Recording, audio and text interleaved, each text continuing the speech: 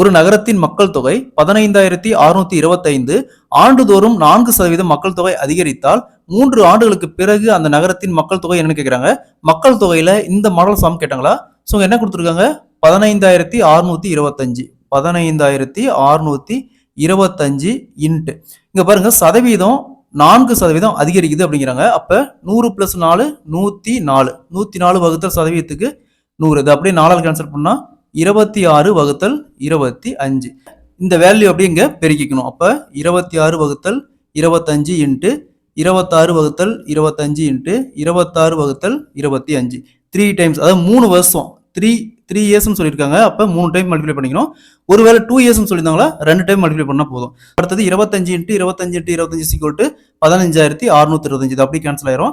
Next 26 into 26 into 26, அதாவது 26 cube பார்த்தோம்னா 17,576. So அப்ப option C is the correct answer. 3 ஆண்டுகளுக்கு பிறகு அந்த நகரத்துடைய மக்கள் தொகை பார்த்தோம்னா 17,576.